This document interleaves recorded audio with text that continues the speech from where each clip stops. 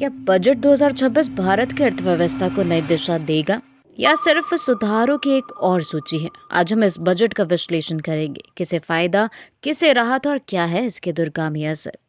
केंद्रीय बजट 2026-27 को सरकार ने दीर्घकालिक आर्थिक रणनीति के रूप में पेश किया है। यह बजट तात्कालिक लोकप्रियता से अधिक संरचनात्मक सुधारों, टैक्स प्रशासन में भरोसे और निवेश को बढ़ावा देने पर केंद्रित नजर आता है।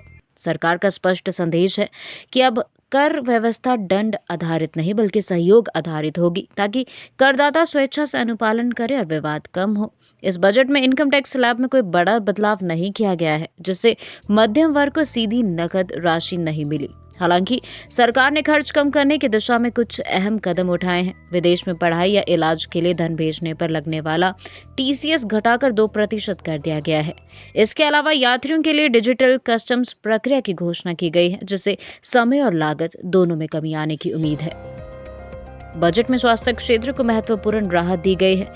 कैंसर के इलाज में उपयोग होने वाली 17 दवाओं पर कस्टम ड्यूटी हटाई गई है। साथ ही दुर्लभ बीमारियों के इलाज में इस्तेमाल होने वाली दवाओं को भी ड्यूटी फ्री करने का प्रावधान किया गया है।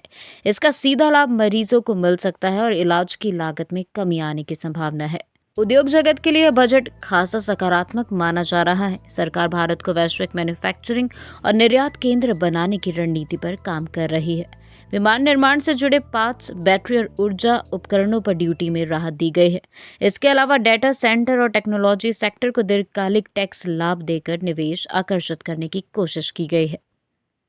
छोटे और मझौले उद्योगों के लिए बजट में प्रक्रियागत सरलता पर जोर दिया गया है। छोटी गलतियों पर भारी पेनल्टी से राहत, रिटर्न सुधारने के लिए अधिक समय और टीडीएस प्रक्रियाओं में ऑटोमेशन जैसे कदम एमएसएमई सेक्टर का दबाव कम कर सकते हैं। इससे रोजगार और ग्रोथ को गति मिलने की उम्मीद है। हालांकि टैक्स स्लैब में बदलाव न होने और उद्योग केंद्र झुकाव को लेकर कुछ चिंताएं भी सामने आई हैं। विशेषज्ञों का मानना है कि यह बजट लोक लुभावन नहीं बल्कि दूरगामी सोच पर आधारित है। इसके वास्तविक परिणाम इस बात पर निर्भर करेंगे कि घोषित सुधारों का जमीन पर कितना प्रभावी कार्यान्वयन हो पाता है।